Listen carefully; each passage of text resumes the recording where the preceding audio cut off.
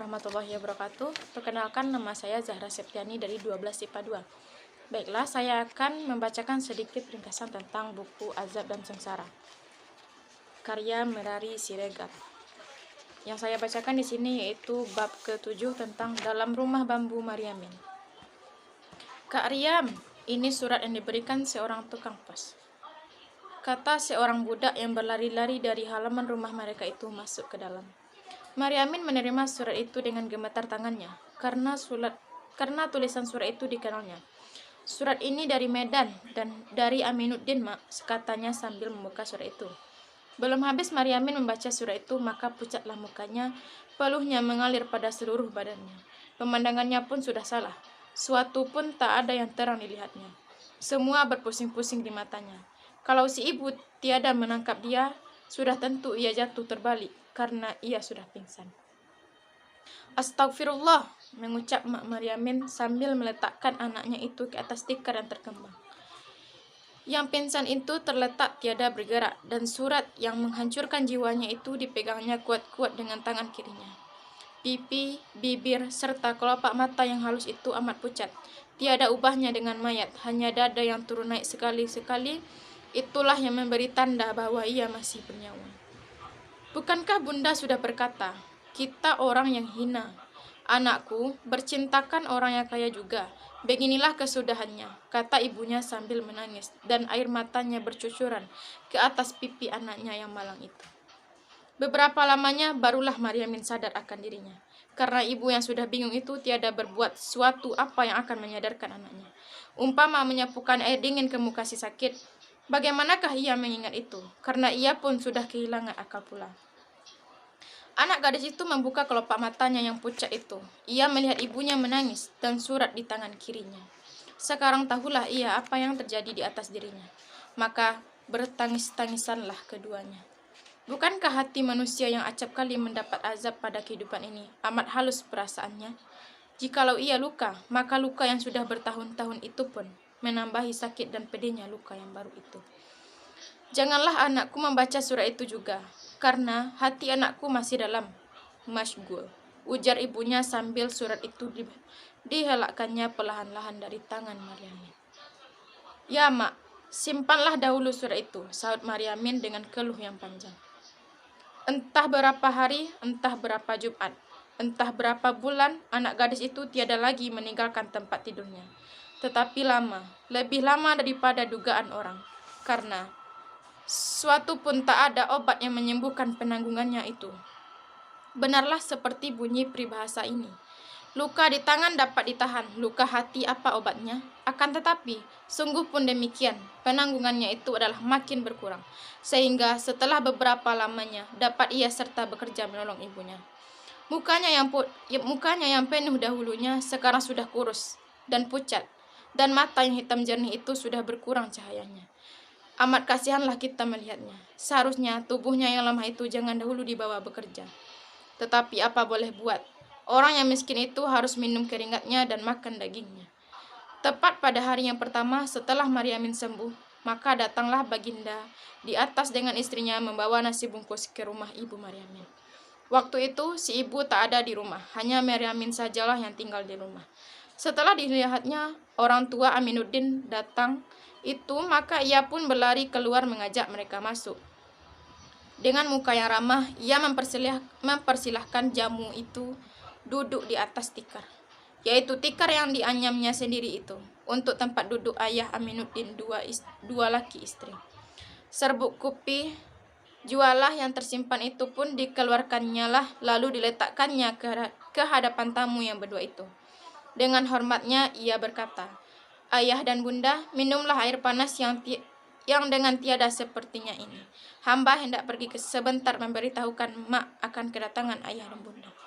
Dia sekarang ada menjemur padi. Pergilah anakku, sahut Baginda di atas. Ia menyesal akan perbuatannya yang sudah-sudah itu, karena terkena hatinya oleh budi bahasa anak gadis miskin itu. Sikap dan tertibnya pun adalah menarik hatinya. Muka yang pucat itu pun menerbitkan belas kasihan dalam hatinya. Bukan belas dan kasihan saja, tetapi dengan sesalnya.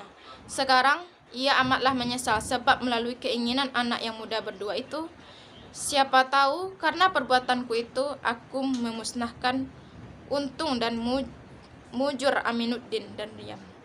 Pikirnya dalam hatinya. Pikir istrinya, sebenarnya lah pendapatku itu yang lebih baik, tetapi apa boleh buat, perkataan Datulah yang lebih berat di hatimu. Setelah itu Mariamin pun datanglah dengan ibunya.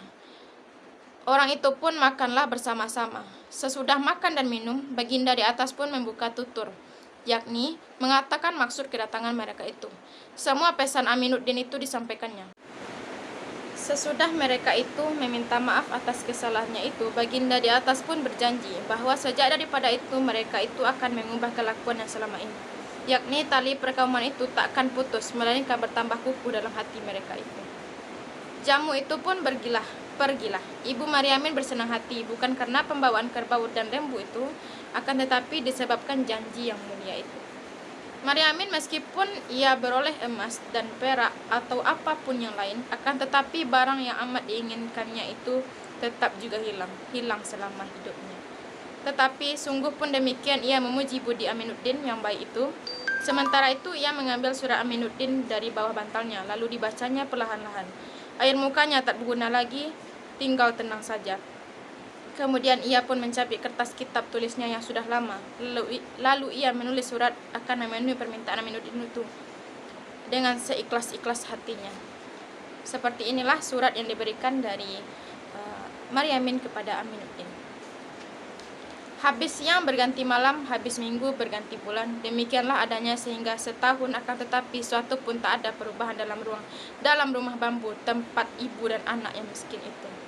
Memang suatu pun tak ada perubahan selama tahun yang pertama, akan tetapi pada tahun yang kedua telah ada lainnya.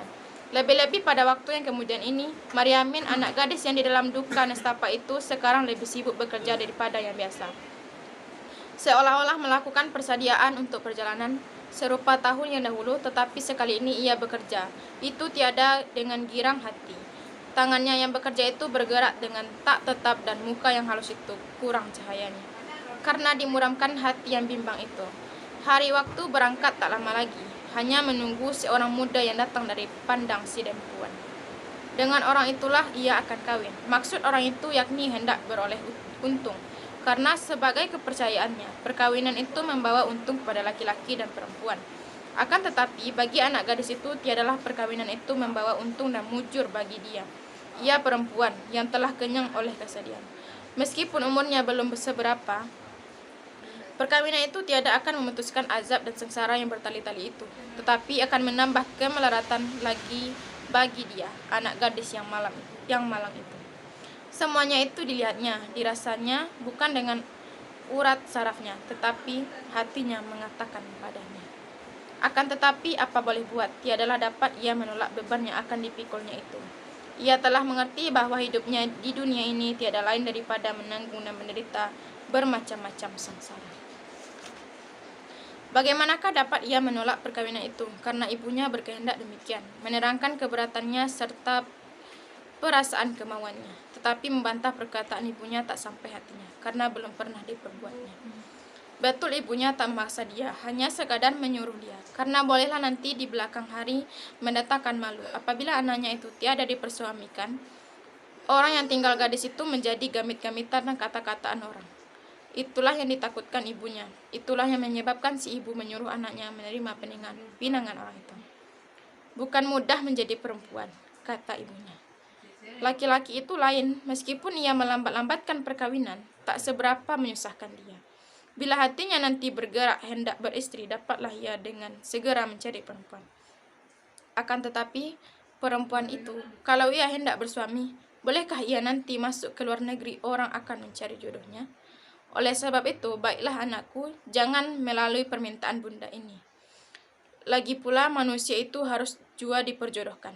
Jadi tiadalah faedahnya kita segan-seganan karenanya.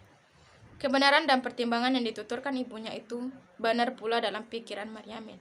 Tetapi terasa dalam hatinya bahwa perkawinan itu yang akan dilakukannya akan membawa dia ke jalan kemelaratan. Akan tetapi ia merasa demikian dalam hatinya. Jadi tiadalah dapat diberinya keterangan. Itulah sebabnya ia terpaksa juga akhir-akhirnya menurut kesukaan ibunya itu. Kesudahannya ia kawin dengan orang muda dari pandang si Dempuan. Orang muda yang tiada dikenalnya, orang muda yang tiada dicintainya, jodoh yang tak disukainya. Orang muda sebenarnya tiada demikian, hanya katanya ia orang muda. Di Medan, tempat ia makan gaji, ada lagi bininya. Ia pulang ke Tapanuli hanya mengunjungi negerinya saja. Pada waktu itu dilihatnya ada seorang gadis anak orang miskin. Itu tentu dapat diperoleh karena aku kaya, makan gaji, kerani di Medan. Sedang anak itu orang kebanyakan. Begitulah pikir orang itu. Istrinya yang di Medan itu tiada susah menguruskannya. Jatuhkan saja talak 3 habis perkara. Gantinya telah ada. Lebih muda lagi. Kelakuan yang serupa itu sudah banyak sekali dilakukan orang muda itu. Ya, kalau dikatakan laki-laki itu buas dan ganas tabiatnya, kasar didengar telinga. Tetapi tiada salahnya lagi, bukankah banyak perempuan yang melarat karena perbuatan laki-laki yang semacam itu? Sungguh amat keji perbuatan itu. Orang yang jadi suami Mariamin itu pekerjaannya kerani. Tentang bentuk dan rupanya begini, dia tak dapat dikatakan muda lagi. Raut mukanya panjang, kurus sedikit, hidungnya pendek, dan bibirnya tebal. Cahaya matanya tajam dan berkilat-kilat. Nyatakan ia pintar dan cerdik, tetapi pintar dalam tipu daya. Begitulah rupa si Kasibun, yaitu nama orang itu yang akan jadi suami anak gadis yang molek itu. Sekalipun rupanya tak dapat dikatakan elok, akan tetapi karena pandainya memakai dan memelihara dirinya, kelihatanlah badannya yang agak tua itu lebih mudah dipandang daripada yang sebenarnya.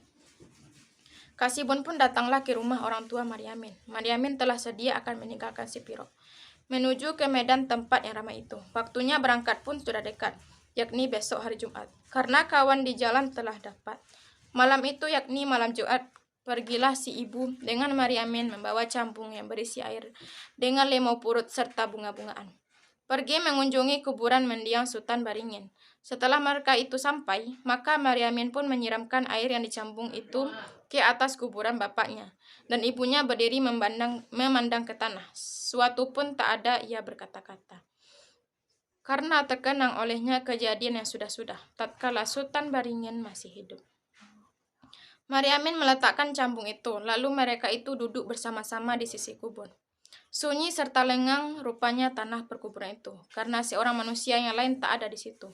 Matahari pun telah terbenam, hanyalah cahaya senja saja yang kelihatan di langit. Burung-burung pun telah bersembunyi dalam sarangnya, juga udara yang memenuhi muka bumi ini diam, seolah-olah orang musafir yang telah payah rupanya. Tempat perkuburan yang sunyi itu menambah kesedihan hati si ibu. Karena waktu kegirangan yang sudah tergambar dalam hatinya, dan gambar itu amat menyedihkan hatinya. Karena sekaliannya itu telah hilang terkubur. Sebagai suami yang terkubur di tempat itu, kini tinggallah ia anak beranak dalam kemiskinan. Apalagi sekarang, anak yang sulung hendak bercerai pula dengan dia. Tetapi apa hendak dikata? Sudahlah demikian janjinya. Lagi pula perceraian dengan anaknya itu barangkali adalah akan membawa perubahan bagi mereka itu. Banyaklah yang diharapkannya. Karena itu ia berkata kepada anaknya, Mariamin, sekaranglah keluaskan cita-cita yang terkandung dalam dada bunda ini. Anakku telah maklum akan kemiskinan kita sejak dari matinya ayahmu.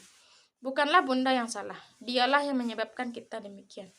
Tapi itu tiada boleh kita sesalkan kepadanya, karena bukan dengan sengajanya, lagi pula ia telah meninggal. Karena itu haruslah kita melupakan yang sudah-sudah itu. Tetapi sebagai keinginan ibu berusaha akan memperbaiki keadaan kita. Tapi sampai kini suatu pun tak ada yang kuperoleh. Itulah sebabnya maka ibu ingin mempersuamikan anakku. Karena si Kasibun itu tiada berorang tua lagi, hanyalah saudaranya yang ada. Jika anakku pandai mengambil hatinya sampai ia sayang akan anakku, tentu ia memandang bunda sebagai ibunya sendiri. Dan adikmu itu pun diperbuatnya sebagai saudara kandungnya pula. Kalau demikian, dapatlah kita kelak diam bersama-sama. Karena gajinya pun besar, kata orang. Bukankah lebih baik kita meninggalkan luhak si Piro ini? Sawah setelempap atau lembu sebulu kepunyaan kita tak ada di sini. Itulah harapan bunda. Dengan sepandai-pandai mula membawakan dirimu kepada si Kasibun. Dan anakku, ingatlah perkawinan ini. Perkawinan ini sajalah yang dapat menyudahkan sengsara kita yang tertimbun-timbun ini. Sedapat-dapatnya, anak Kanda akan menurut perkataan bunda itu, sahut Mariamin. Akan tetapi dalam hatinya ia merasa bala yang akan menimpa dirinya. Baiklah, hanya sekian yang dapat saya sampaikan. Salah dan janggal saya mohon maaf. Assalamualaikum warahmatullahi wabarakatuh.